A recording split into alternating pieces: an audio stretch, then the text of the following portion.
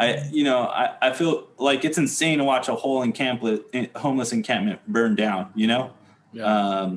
And and you think people are lighting them? That's what you're saying?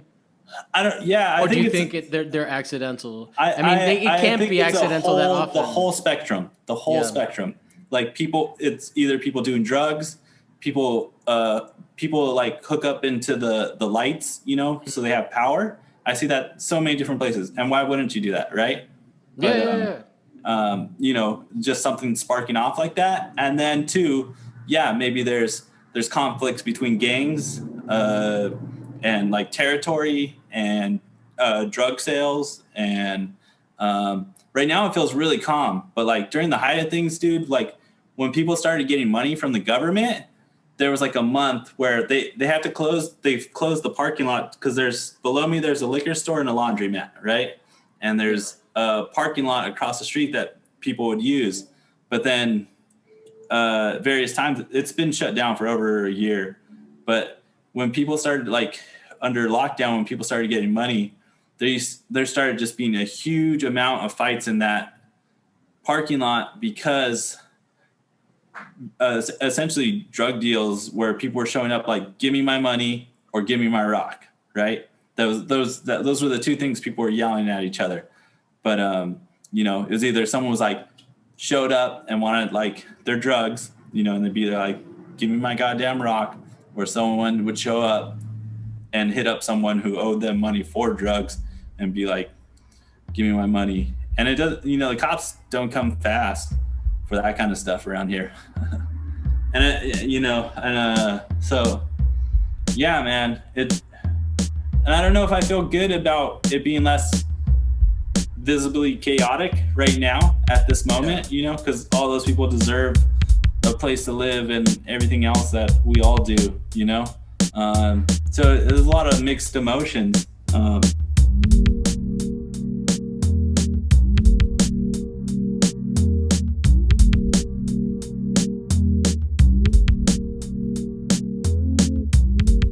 Welcome to What's My Thesis. I'm your host, Javier Proenza. Every week, my guests and I share the answers we found to the questions we have. Join us as we explore and expand our worldview through research and ask what's my thesis. And today, I have returning guest Alex Andrew Sanchez on the show. You guys might remember him from the... what was it? Oh, man, the title that you said, it was the title for your episode was so good. You said it on the episode, and I just used that as a title. I know. The everyday suffering or some shit. Something about the everyday stuff that doesn't kill you or something. Oh yeah. I can't pull it up out of my head right now. But I'm guessing that we're gonna be somewhere in that space because I'm definitely in that space. I told you off air, but what's it called, man? How you been? Everything good? Everything's good. I'm fairly positive. Are you living the Bukowski life during COVID and all of that? Yeah, with a 9-year-old. Last time on Instagram, I saw that you had that you bought your dad you bought your son a book. It was what's it called? It was the Ninja.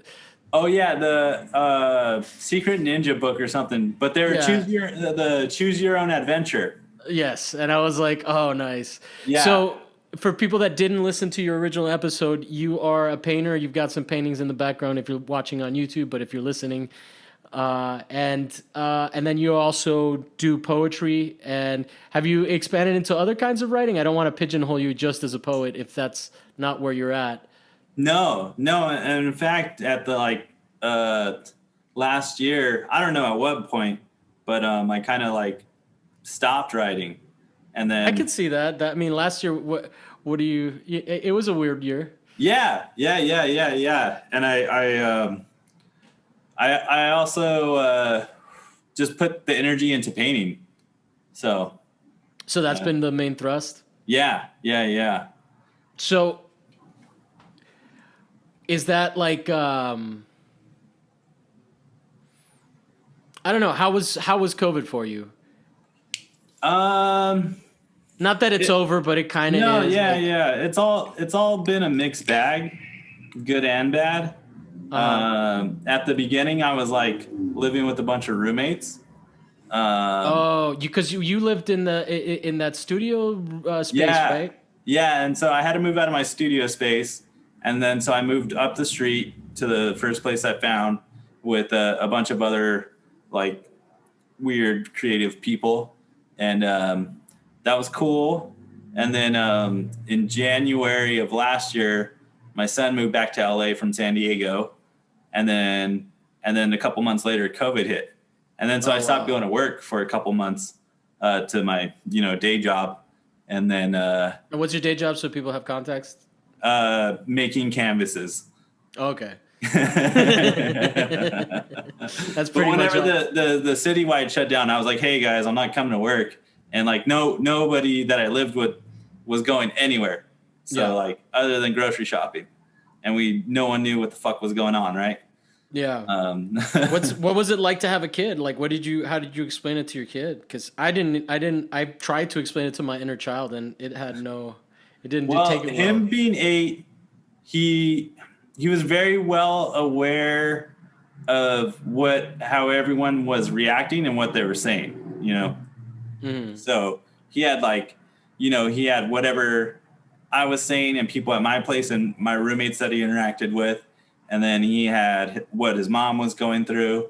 And then also his grandparents who he would see a lot. So, So yeah. you guys were still doing because you and his mom are no longer together, right? So Yeah. were you guys doing the co-parenting, like spending time what are the logistics of that? That shit's crazy, dude. Yeah. Well, actually, too, even he was more aware of it because schools were the first thing to get shut down.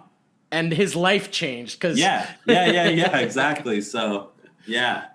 So, we got really into video games. Like which ones? Tell me. Okay, well, he has a Switch, so he plays. The big one that was his was Zelda Breath of the Wild.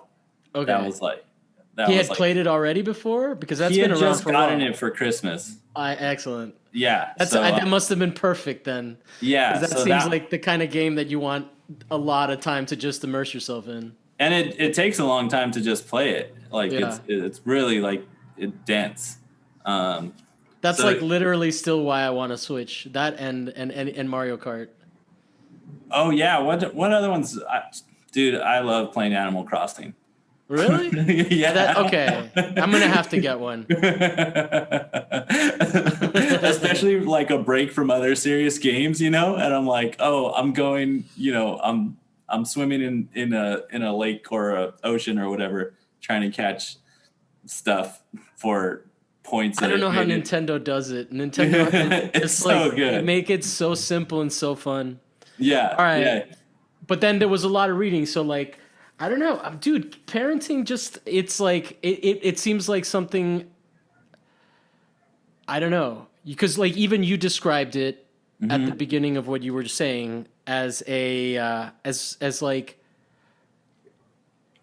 nobody knew what was going on, right? Yeah. And when you're 8 years old, I think when I was 8 years old, I played Family Feud, the board game, at a party one time. And Okay. I got the question wrong about how old you were when you found out that Santa Claus wasn't real, and at 8 years old is apparently, according to, okay. I don't even know if that's correct because that's like the survey. The survey says not. Yeah. That's not But like that was the top answer. statistical. Yeah. But I'm guessing that like that's sort of around when you start to realize that Santa Claus isn't real, right? Yeah. And then to have like, but that's like, that's a minor betrayal. Like I don't remember when it was that I learned that my parents didn't know everything, but it seems like. So how did he handle that at 8 years old, man? Can you talk on that a little bit? Like that must be hard. Yeah, for sure. And it's hard to also relive like every difficult part about it because now he's back in school. He had a birthday party recently and he gets to see friends every once in a while. So things in the past few months have gotten a little better in terms of doing things. But yeah, for sure bummed on not being able to see his friends. And I also noticed too from having roommates, he went through the same things everyone else went through. Yeah. Like, just as a kid. That's fucking hard, dude. Yeah. So everything that everyone else was missing and kind of like the time it took for them to feel those different things, I saw him go through it exactly, like very similar to like what like people in their 30s were going through, you know? Yeah. So, that's crazy. Yeah. And we spent a lot of time together. It was really hard to be like now he just turned 9, but to be like an 8-year-old's best friend, you know? Yeah. And I love him. So it's like, he just wants me to do everything he does, you know? Yeah. And it's hard as like an adult to be like, yeah, I love this kid shit. Because I don't want to be, you know, I don't want to hurt his feelings, you know? Yeah, no, that is crazy. Wow, man. Wow, I never thought like, well, I don't know. Video games and like all of that shit, I don't understand. I'm still learning fucking terms. You know, and that was cool because he bonded with the other people that I was living with that played video games and made friends with them. Yeah.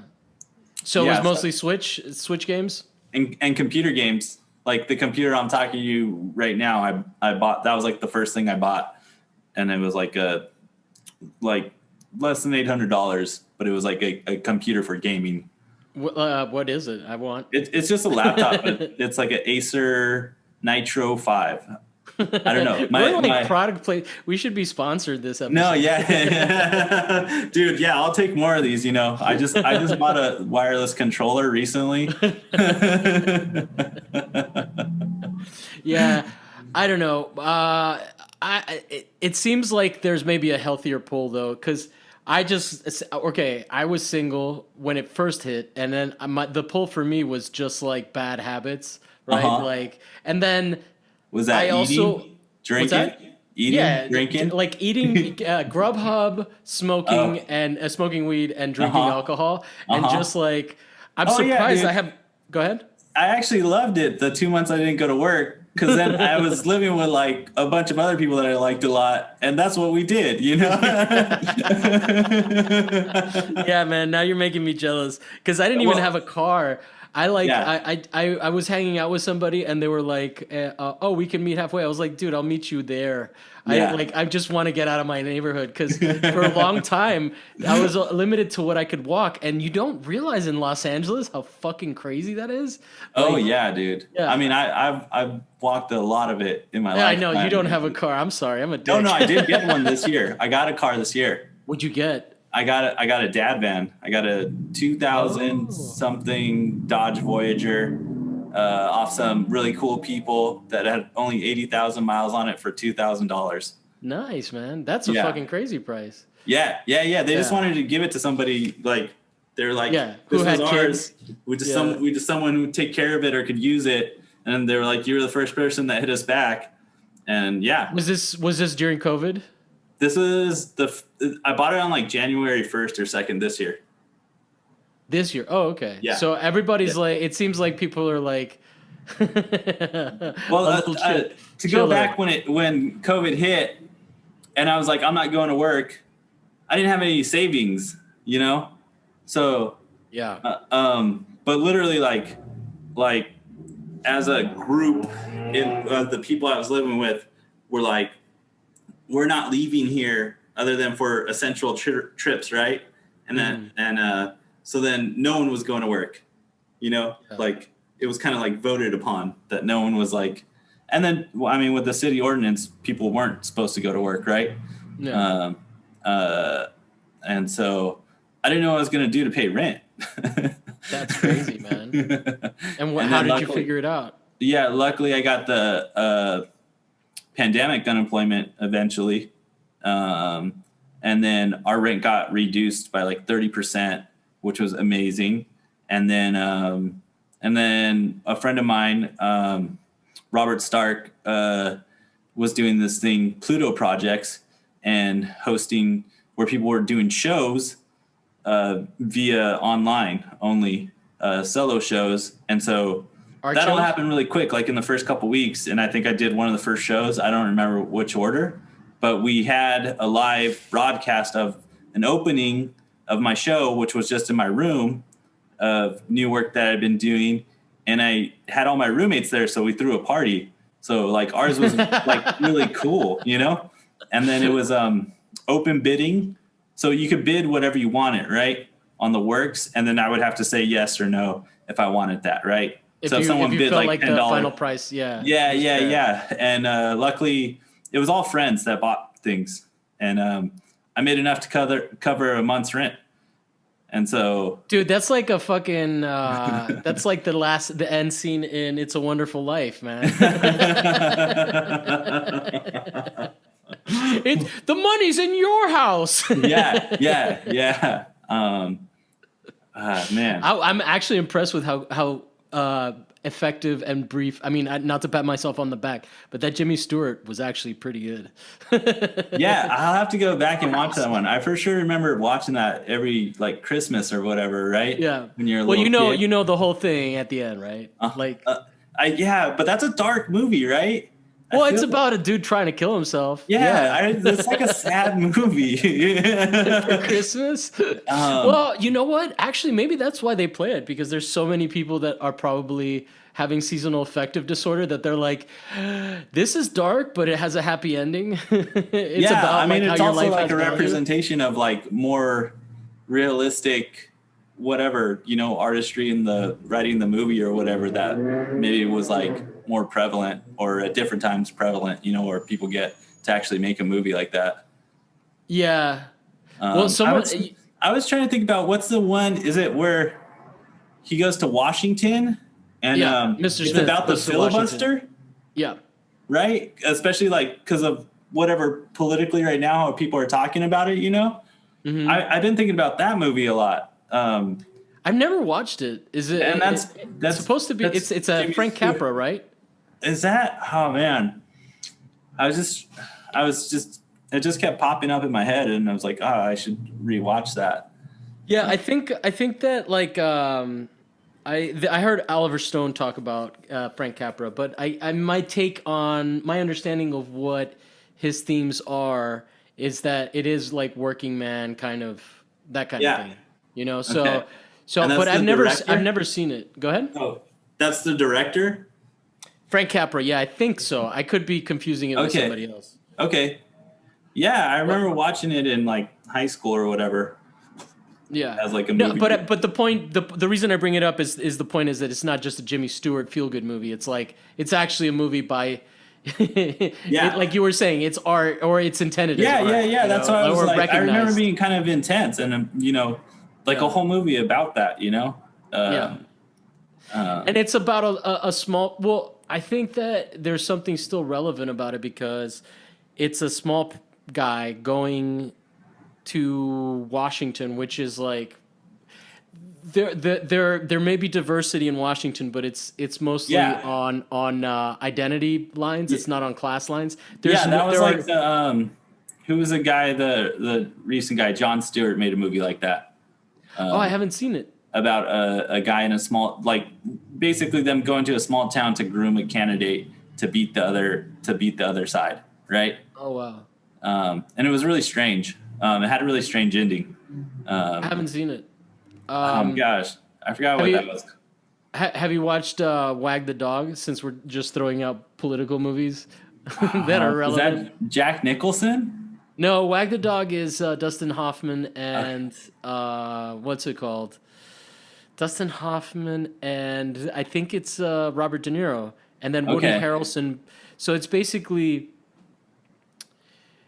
it's how they fabricate. They hired Robert De Niro hires Dustin Hoffman, who is a movie producer, to sort of fabricate a narrative that Okay. is going to help the presidential candidate win. And so Okay. they get this like degenerate, and I mean like I don't mean it like to say that homeless people are degenerate. Like this character is Woody Harrelson, so he's playing it that way, right? Like Yeah. It's They essentially get a derelict. Yeah, derelict, exactly, not degenerate. Degenerate is more related to gambling and The Sopranos. Derelict, like, or I don't even know if that's offensive. Let's just say he's an unhoused person to Yeah. modernize it, Yeah. and then, but like that he's like a little bit, uh, yeah, kind of like his character in the Hunger Games, right? Like Okay. Woody Harrelson in the Hunger Games. Yeah. So basically, yeah, it's all about that, and then the ending Okay. is not a happy I've one. never seen the Hunger Games. I refuse to watch it because I love Really? Battle Royale too much. Yeah, I know. Battle Royale is one of the best movies. Yeah, and it was based on a book. And there's some weird things with the Hunger Games. There's all these like reboots of things, or sort of like a lot of literature is problematic. Like for example, Lord of the Rings and shit like that. Or Uh-huh. no, not Lord of the Rings. The C.S. Lewis is like super Islamophobic. Oh, well, yeah. I mean, not that I'm not surprised, but I wouldn't be surprised by some fantasy fiction being super. I think a lot of that was written by people that had survived the war and didn't realize the context in which they were writing things. Right? For Like, whatever reason, right? well, they weren't going to India and slaughtering people themselves necessarily. They may have fought in like one theater and got into the romance of it, and then didn't go like see Winston Churchill murder people in India, right? So, Oh man, yeah. but let's get off of world politics. So what have you been thinking about? Like, I mean, there's been a lot of time to think about shit. Like, this is, since you're a returning guest, I don't want to be like, what's your topic? But like, Yeah. I know you're a smart person, and I know you've been thinking about shit. So Oh, lay it yeah. on me. Like, this is a chance. I mean, I really like. I wonder if I could. Yeah, there we go. Then you can see tops of paintings. But I had a lot of time to work on my paintings, and then yeah. So I just really dived into that super hard, and then I moved. I literally live across street from where I was living. With a bunch of roommates, like I could see my old room, and like my friend lives in there now, and sometimes we talk to each other across the street. And do you ever go back and visit him? Smoke weed in your old place? Yeah, totally. I got. There's like 3 or 4 people that like I'm I'm supposed to go over there now because now we're all vaccinated. But Isn't it vaccines are so fun, bro.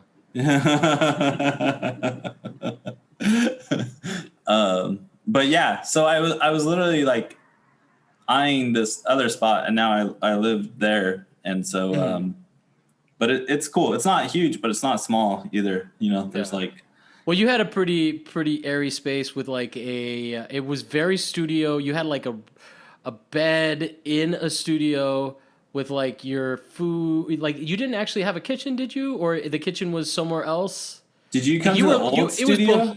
The old, yeah. I went to your poetry reading. Yeah, and then that place was huge. Yeah. But it was like so industrial. Yeah, and then we did you guys had there was like a freight elevator at the top. Yeah, and that's where we had the poetry reading. Yeah. So that was interesting. That was a fun night or day, like evening.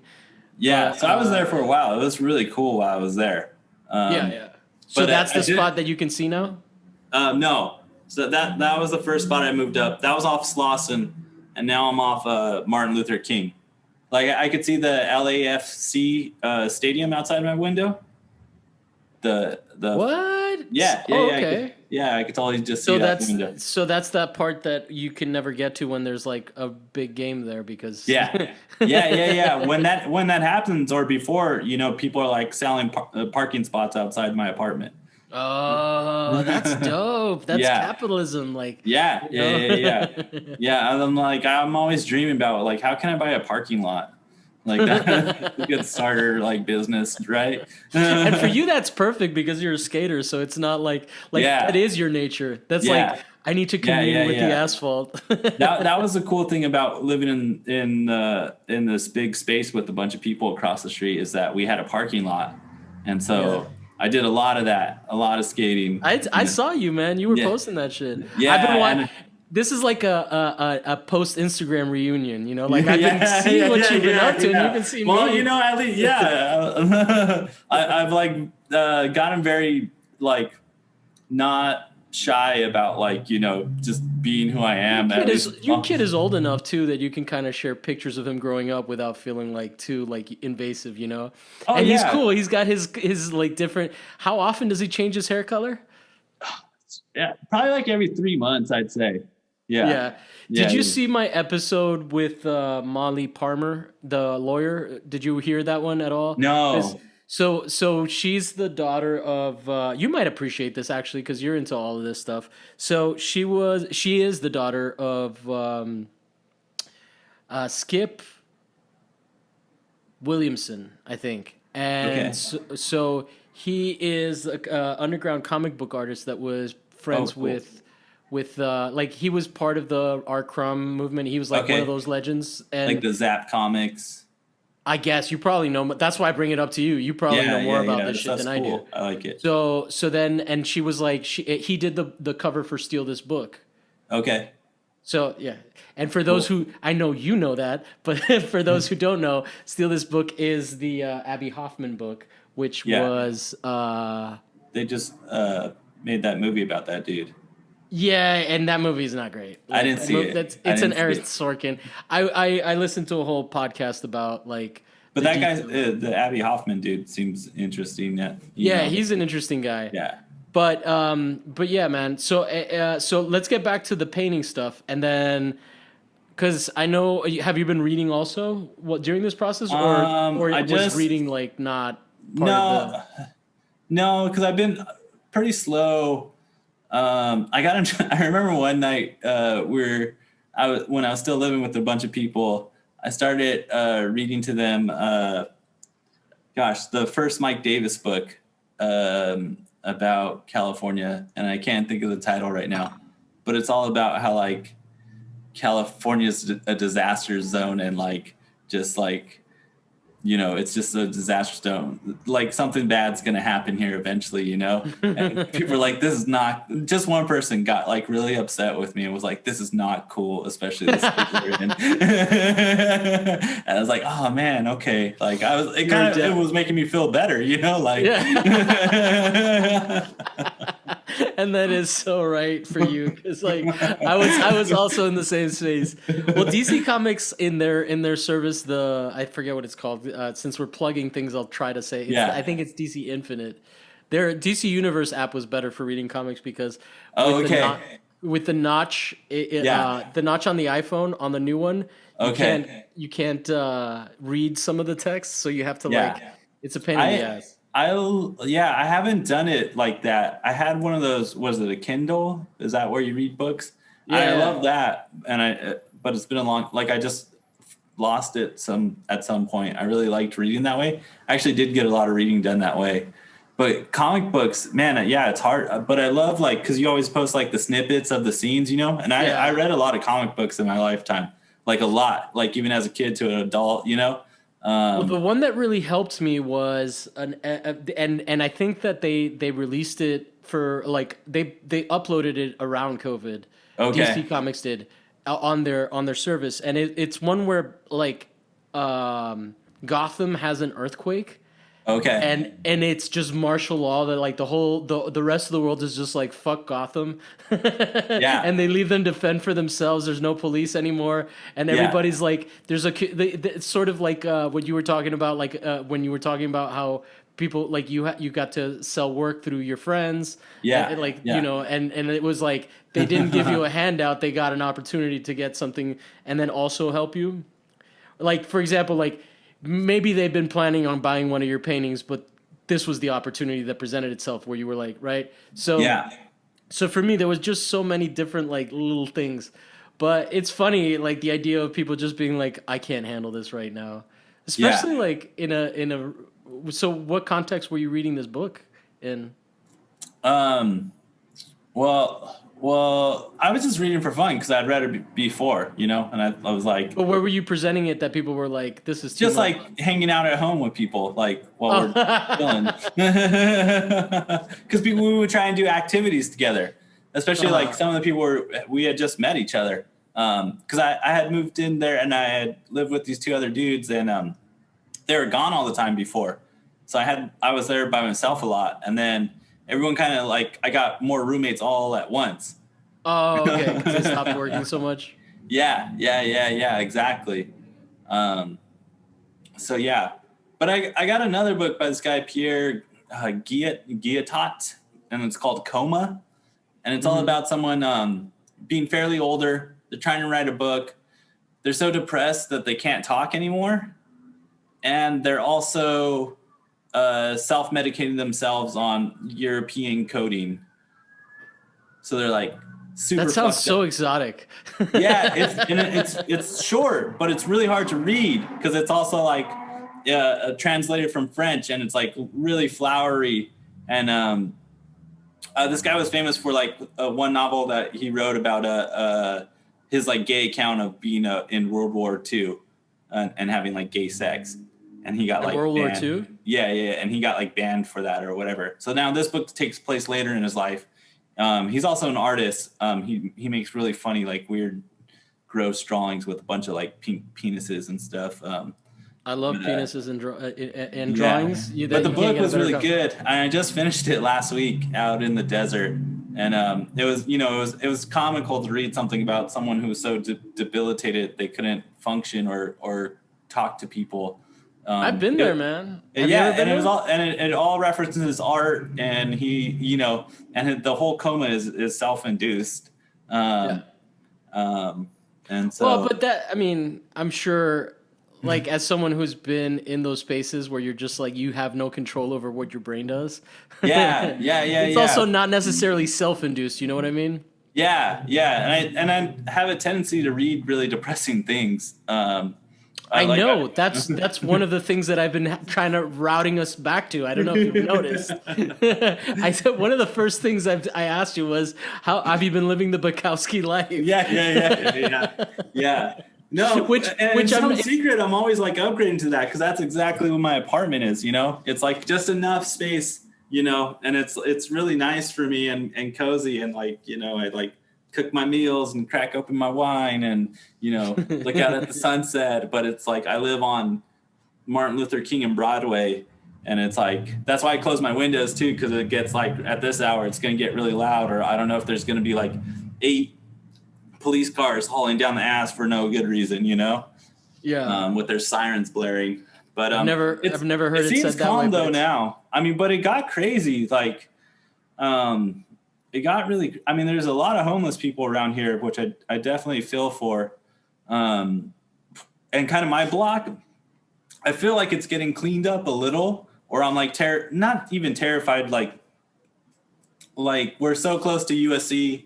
I can see the Coliseum. I can see the football club. And we're kind of like the first residential street. So just north of me, it's all industrial, where there's tons and tons of homeless people all the way to downtown, right? Mm-hmm. Like just south of downtown, like where you go by the LA Trade Tech and everything else. But we're like kind of MLK is kind of the cutoff where like it starts to be mostly residential again. But at a certain point, I can see the building, and it's kind of like I live like on a street that's a triangle. So there, at a certain point, there was four different homeless encampments of 4 different factions on different sides of that building that I can see. And one was like they're like punk rockers, and they're in a gang. Mm-hmm. And then there was other like predominantly older people, predominantly black, and then there would be other different things that sprouted up of different people from all different ages, and from different backgrounds, right? And right now, kind of like that building, people kept setting the encampments on fire. So I've literally watched so many things burn just outside my window, and like. And like I don't even know how to process it or whatever, like it's wild, but in my home, inside my apartment, it's really nice, and there's a bunch of like there's all kinds of mixed people in the building. It's only a 3-story building, so it's an old brick building. And like there's like people like around my age or like younger that look fairly hip, and then there's like some like older people here that have been here for a while. It's like a big mix, right? But I know every new person that moves in is probably like raising the rent price every time, right? And there's other businesses around here, and there's a lot of foot traffic, but there is still a lot of crazy stuff that still happens within that, you know. But there's like a couple sewing factories just on the block. So I also feel that like whatever brown, Latino, Hispanic, I feel like a lot of people are South American in the neighborhood. A lot of those people are just like, everyone's just trying to go to work or like do their thing. So like can tolerate a lot, you know, and just kind of like can go about their day and do stuff, you know. But I feel like it's insane to watch a whole homeless encampment burn down, you know? Yeah. And you And think people are lighting them? That's what you're saying? I don't, yeah, I Or do think you it's, think they're accidental? I, I mean, it I can't think be it's accidental that often. the whole spectrum, Yeah. like people, it's either people doing drugs, people like hook up into the lights, you know, so they have power. I see that so many different places. And why wouldn't you do that? Right. But, Yeah. you know, just something sparking off like that. And then two, yeah, maybe there's conflicts between gangs, and like territory and, drug sales. And, right now it feels really calm, but like during the height of things, dude, like when people started getting money from the government, there was like a month where they've closed the parking lot because below me, there's a liquor store and a laundromat, right? And there's a parking lot across the street that people would use. But then various times it's been shut down for over a year. But when people started like under lockdown, when people started getting money, there started just being a huge amount of fights in that parking lot because essentially drug deals where people were showing up like, give me my money or give me my rock, right? Those were the two things people were yelling at each other. But you know, it was either someone was like showed up and wanted like their drugs, you know, and they'd be like, give me my goddamn rock, or someone would show up and hit up someone who owed them money for drugs and be like, give me my money. And it does, you know, the cops don't come fast for that kind of stuff around here. So yeah, man, and I don't know if I feel good about it being less visibly chaotic right now at this moment, you know, because all those people deserve a place to live and everything else that we all do, you know. So there's a lot of mixed emotions. So do you know? And this is my first time having my own place in a long time. Like, no, I know. This must be fucking awful. Yeah. In terms of guilt, like here I am in my place. I don't feel that much guilt because too, then I have my son a lot, and I'm just trying to do good by him, you know, and myself. But you know, like there's a little like. Well, I mean, it's not your fault, but it's also. It's precarity, man. Like, well, that's what I thought. And then with all this other stuff, all the reasons why I liked living in a city, and then having like come from a place like San Bernardino or various places in the Inland Empire, where no, like you're just like, there's not a lot of representation of wealth unless you're in like a very suburban part, right? I remember going like downtown San Bernardino a lot when I was younger, and it's not that much different living in like a neighborhood like this, you know. That's why I always felt comfortable living in South Central. Even at like my old place was even crazier. The big studio where you came from the poetry reading, the amount of crazy shit I saw then was like 3 times, you know. Yeah, it's no, like, I could totally see that. I'm moving up the street. My life's getting slowly better and better, you know. Yeah. But there's still a lot of crazy shit to see and think about and kind of ground you. Yeah. I appreciate you sharing that because I haven't been seeing that. my experience of that is not as intimate, right? Because Yeah. I'm not seeing I'm not understanding the different factions, and that makes sense how that would work, right? Because you don't have much, and you got to protect it, Yeah. and so I don't even know if gangs is like I'm not like say I'm not woke correcting you. I'm just saying like I think that gangs make sense as a term, but like it may be just about survival too, right? Like Yeah, yeah, and and I for think sure, that in a that lot. might just be the subtext with gangs anyway, right? Yeah, Like and you see a lot of people, the same people around, yeah, So you get to in know many what ways, you're happy that you have a pass, right? Like that they're okay with you. No one's ever like really threatening my life that crazy. Um, you know, uh, you're a everyone. civilian to them almost. Yeah, yeah, yeah. Everyone's very nice to my son, and we walk around here all the time. And yeah, yeah, yeah. And before we'd ride the bus everywhere, and that's what killed me about COVID was that I couldn't move around the city anymore like I did, Yeah, because I that you stopped had to riding get the a bus. van. I You had yeah to. yeah yeah I You had stopped to. doing, Go and ahead. if it was just me, I could have kept doing public transportation, but I got to worry about my kid, and then when I eventually went back to work, got to worry about everyone at work, um, and No, I used that's also why I bought a car. yeah, and I started biking again every single day, and then when it got cold last winter, I'm like I just turned 36. My body was not taking it anymore. 41, bro. Um, I But got you. so I yeah, understand. I relate. yeah, I couldn't do it all, and I was like, so the van, it's been the van, it's been hard getting used to, but I like it, and the van's cool, and it doesn't feel like just a erroneous car. It's like Yeah. that I got that van for a purpose, and it's not flashy, and it's like, yeah, it's I like it, and I just want to make sure. What you got a van or a minivan?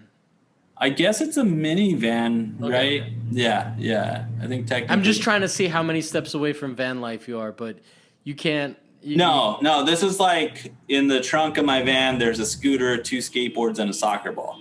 Uh, That and then. and a soccer ball. Oh, what'd you Yeah, say? Soccer ball. Dude, yeah. Well, I'm I trying to got a get vaccine, my. bro. I got a Yeah, I'm trying vaccine. to get my son into it, and he kind of like, at 8, kind of like missed the whole opportunity of like starting to do like team Yeah. sports. So I'm really he likes soccer, so we're gonna try and do soccer. Yeah. My other buddy Well, plays on Sundays. on Sundays Uh, where? Because I think my old game is too far. I think closer to you, like maybe near Chinatown. I'm Okay. not. We'll be in touch about that. Yeah, We don't this want is to. my We don't friend. want all my listeners showing up and trying to play soccer. Not Yeah, that anyone of yeah, them yeah, at all yeah. would. This is my The friend. I five can of yell them. out at the window. So Yeah. yeah, man. So So that's crazy, man. Well, it's actually everything you've said to me is new. Cause like no, especially in the last like let's say 20 minutes, yeah, because I haven't intimately been associated with that in the sense that like my experience of homelessness, even in this neighborhood that is currently trying to be like actively being gentrified, is that it's more of a concept. It's more of an abstract. yeah. It's kind of absent It's in the area where you live. yeah, it's Yeah, entirely absent because they're yeah. trying to make it. And so, I think that's kind of where what the sweeps are about. It used to be Echo Park, but Echo Park is too nice of a place to allow that to happen. Yeah. So the other thing is so this is really interesting because there's realities about humanity Mm-hmm. there that are fractal, right? Like you could say that there's factions and people like breaking off into groups at every level of like let's go ahead and call this like a small self governance, right? That is happening in these encampments. Yeah. And there's from what you're saying, it sounds like there's a bunch of lack of infrastructure that is causing a good amount of the suffering, right? Like if you Mm-hmm. if places are going up on fire because people are trying to charge things, Yeah. that indicates that like our infrastructure is not accommodating people in this situation. They're completely Yeah. Well, being I written mean, off and pushed out. Go there's ahead. kind of like a self governance, I think, around here because the people on the streets kind of decide what territory is theirs and what territory isn't. So you see it. That's what you do with money anyway, right? Yeah. Like Yeah. it's like just stay out of my space. Like give me space, Yeah. right? It's Yeah. a, it's Yeah. a it's an effort to cut out space in a world where you have no fucking space. Yeah. And you know like and as someone who's going through the process of getting your own space, like dude, this is all really fucking heavy shit, right? Yeah. So what if we got like all of the listeners to donate a whole bunch of money for you to live like the Four Seasons life? Uh huh. How quickly would you stop caring about this? Yeah. And I don't say that to fuck with you. I'm just saying that like as part of like it sounds intense, man. It sounds like you are in the midst of human suffering, right? Yeah. I mean, In the se- in it, hold on yeah. before in the sense of like completely neglect, no respect for like dehumanization. But okay. Not that you're being dehumanized, but No, no, that no. people, yeah, For sure, people are, but it's changing, right? And it's not like you see the same people around, so it's not like they're soulless or like they don't have a face. I like there's this guy who's been like I see him all the time, and he just like drinks all day, passes out, literally like shits himself. And all the other dudes who like don't do that, but maybe might go to a shelter at night or live in a tent somewhere, or and even like one of the tenants in the building that I talked to here, that's like one of the older tenants who's like he might be retired or something, but like he just does his thing. I see him go. We all go to the same liquor store, right? We all go to the same liquor store, which is right around the corner. And I see these other guys check on this dude who's just like, trying to kill himself in some way. I've literally heard them talk about it. But they check in on him. And it's just the needs here are different, I guess, or like that to know how many people that actually need help, or like even at a certain point to know what it's like to be poor, what it's difficult to get your own place, how much work that takes. It's like if you can't deal with the other stresses of life, the other things, or even cope with them too, how are you supposed to pretend like everything's okay and like function and do the things, the hard work that's so hard, and then probably be like discriminated against anyways, you know? I mean, that's part of like why people get educated, right? Or like do anything, right? Like I always compare it to this, like like that's motivation for myself, right? Even like when you do face discrimination, or like someone doesn't like you and you're like, damn, am I like super like ethnic to this person all of a sudden, or like I have tattoos and because because of that. And whatever to them, how I look to them, what they think about me. Right. And so maybe you try extra hard, right? Like you try to be really smart, right? You try to be like a really good artist, a really good painter, like, and know how to contextualize yourself and know a lot of things about, just be really informed, right? But I'm always like equating it to like, someone playing basketball, like fucking trying to make their life a little bit better, right? Like they're fucking training, they're doing everything they can. You're fucking, like dribbling the ball between your legs, fucking crisscrossing people up, trying to do 360s, like just to get to that slam dunk, like, and I feel like that's, at least for me, motivation, what I'm trying to do in my life, like, especially in the context when I have like, whatever, I have my teacher would always say illusions of grandeur as an artist. Like, dude, I'm like out there, just trying to ball it up as hard as I can because I want to win so bad, Yeah. And I've had that called megalomania too. So, I mean, and that's I had that by a therapist, and I was like, "Fuck you."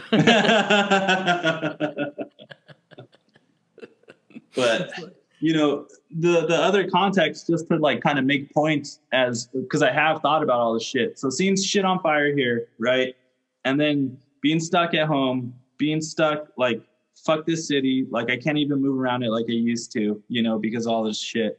What's the point of it? I pay $1,200 in rent, like, to live here, but in many ways I love it, and I like, I'm not saying that to disrespect it at all. And I got a lot of good things going, and that's like, not a first in my life, but it's, I try and not discount that. And then having this nostalgia of where I grew up, particularly being a desert area or like more rural, but not in, like the Inland Empire isn't rural except for the fact that it is like a rural land, like the landscape, but it's an attempt to make that area suburban, right? But it doesn't exactly work. And especially when there's not always, there's the same problems that are here present where people, people with low incomes or no jobs or like really no future or underwater mortgages because whatever happened in their trajectory, right? Like it doesn't work out for them, right? Like there's these things, it works out for some people just like it does in the city, right? That's just really spread out over there, And so the whole time I'm missing being a kid and wanting to go back there and just live in this landscape, right? And a lot of the painting I concentrated on was like, stuff back there where it is a particular style or type of painting I've been doing for a while. But I kind of had the opportunity to shift the scale up and like just make more, which it always takes me a lot of time to make one painting. So it's like I made, like a dozen or so in the past year, and each one takes me like 3 or 4 months to finalize. But, just seeing here, I just see those as my collective memory of what it was like to be somewhere lost in the desert, like what a desert feels like, what the San Bernardino Mountains behind that looks like, and then where like, maybe it's not a direct representation of that, but it's a direct representation of that feeling or the nostalgia of wanting to be lost in that. And then I'm contrasting that now with fucking living in the city and seeing shit on fire all the time. And it's not that different to me how I process those two images in my head. And when I process like the crossover of A, what I'm living through, and A, what I'm nostalgic and missing, and it's kind of like a fantasy, and then putting those into like one image and realizing that. Well, there's definitely a lot more color than before, right? Yeah. Like, and I think that in terms of nostalgia, you were doing a lot more iconography in terms of like dealing with recognizable characters that were culturally relevant, right? Yeah. Whereas now you are maybe adding that that element, not like it's more abstracted. Like Yeah. it's more Well, it's I more always it's have both. I always have both ideas in my head, and I do the other stuff too. And like I do like things that are book covers, or I did a quarantine one that was a very small triptych, and it was the Budweiser, and then it had one of the frogs on it. But it was like kind of like doing one of the book cover paintings. Yeah, and then I have other drawings, but it was just like a lot of times like galleries and other things have more interest in this kind of stuff, or not that they don't. I always have like a lot of liberty as I get to show, but sometimes I hesitate to do stuff that is more pleasing, right? It's like a natural. I get you. Natural, you don't want to lean into the thing that's going to sell too much. Yeah. Which is like, it's at different times of your life, it sounds so stupid, right? Well, I don't want you to like it so much. Yeah. Like, that's making me a good artist. Like, well, no, we definitely talk about that shit all the time on the show. I think the episode that's out last week was about how to fucking say. I want to watch Dakota's. Dakota New. Yeah, he's amazing. Yeah, I love that dude. This whole thing is like basically I've started from scratch. Yeah. Now that I'm doing YouTube, it's like the validation has to be contextualized, because I'm like, oh, I've taken up another mountain. But this is it. This is really interesting. It's definitely in my wheelhouse, man. And I think that we do have that overlap. I think we were grimy, grungy kids. Yeah. Like skater punks. I mean, you're definitely a much better skater than me, 'cause I gave up dude, a lot and I've been so sad I can't do it now, because I gotta go to work, dude. And I can't get hurt. They'll get so mad at me, And I was like, that was the other thing. The 2 months of not working was like, I had the good life, like, at the beginning. Have you thought of just getting like wrist guards at least, man? Especially if you're stretching canvas. No, that's all good. Yeah. But I have like long-term issues from skating, like the neck one. Yeah. I can't. What happened to your neck? I gotta stretch every day. I do hiking now. I go hiking on the weekends. I'll go on a hike with you, man. If you invite me, I'm definitely. I miss you, bro. Like I know, dude. Yeah, I haven't seen you. Like, you are legitimately one of the people that I consider a friend that I've had on the show. I get intimate with a lot of people, and they're my friends. But like, you're one of the people that I definitely want to like. If you're going on hikes too, is like a game changer too. Because I always felt so bad, and everyone would be like, like want to hang out, and like I want to hang out too. Like I'm maybe a little more like disgruntled and tired sometimes just because I'm a dad.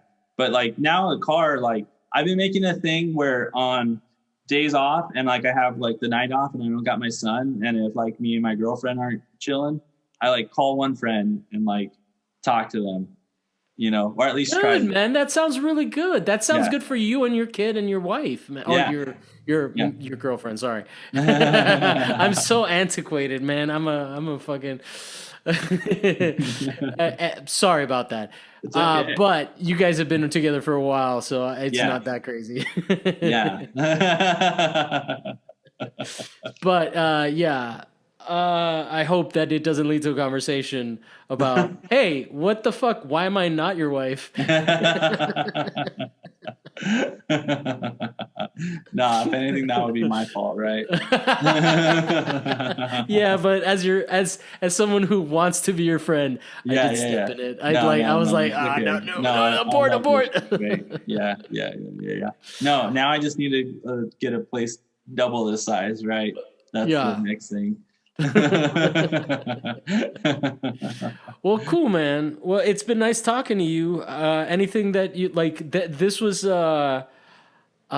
delightfully intense. Actually, I'm just gonna end it there. Delightfully intense. Okay. Yeah, dude. No. You should Yeah. I'm always down. I think we're on the same page about a lot of things. Like, I think Cool. we have the same balance of cynicism and joy. Yeah. You don't show yours off or that fast. So, Yeah. so Yeah, once you but release it's it, there. it's It's like definitely it there. makes it really easy for me, right? Because you don't think one thing I say is like that odd, you're like, yeah. No. Yeah. Well, it's mostly because I host the show, so I can't always be like, yeah, but isn't the world But macabre?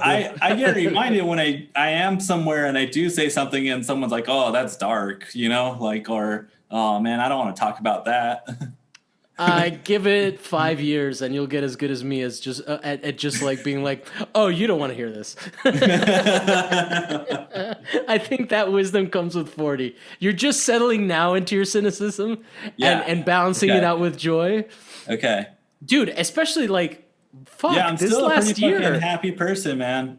No, you are. You are. But I think that what we have in common is the well, look, man, I have serious OCD. Okay. I used to like I've had a difficult life because of that. Like I used to literally always think, okay, let's not scare people and just tell people that when I would look at a plastic bag, I could not stop from associating that with suffocation.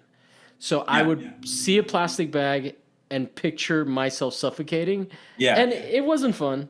I Yeah. wasn't gonna do it. It's just like, and Yeah. so I Yeah. think that from that dark place, I've I I managed to I, come to a place where like I people don't. understand, like, I think people that have OCD, like, where I don't think that's my problem. I think I would just have a lot of anxiety and I've done a lot of things to overcome it.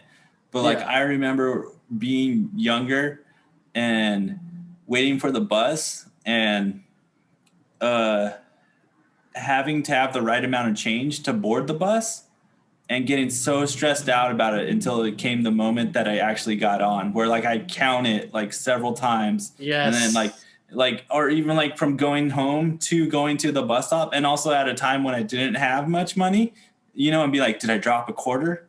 No, it's there. Count it. One, did you Yeah. put it in the right pocket? Okay. When you get on the bus, are you going to be able to pull it without dropping it and put it in a timely fashion so you don't hold up the line of other people getting on the bus?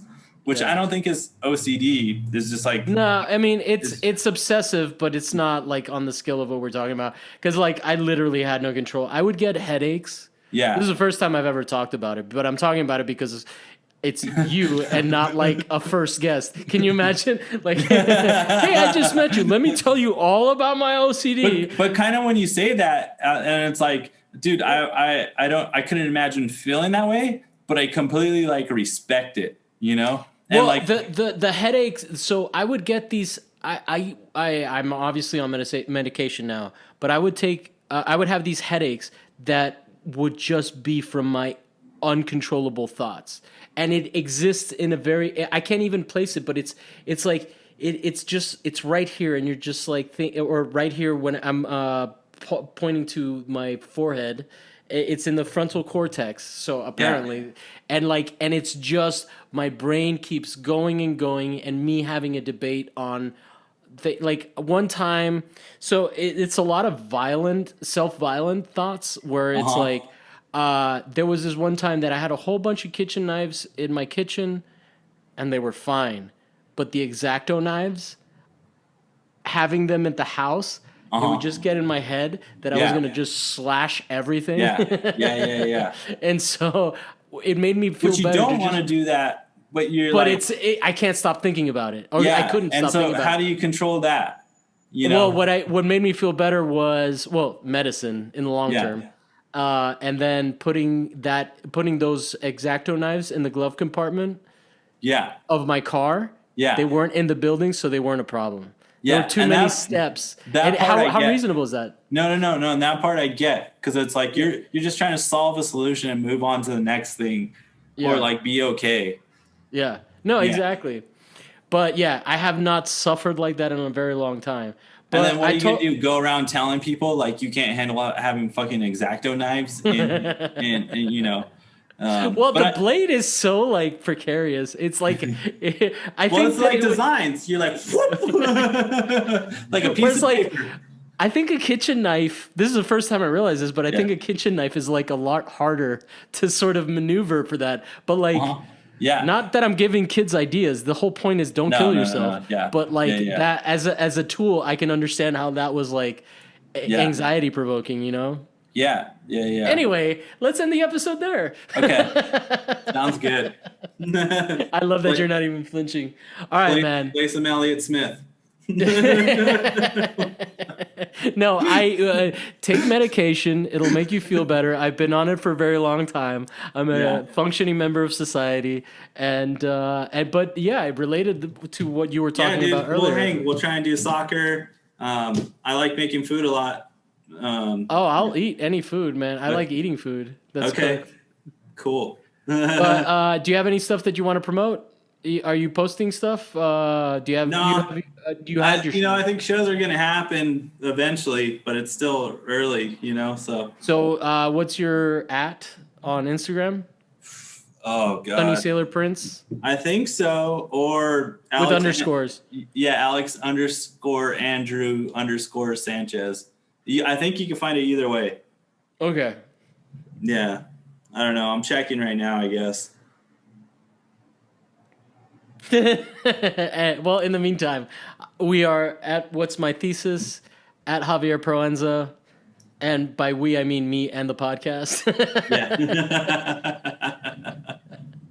And we're ramping up to make a lot more things.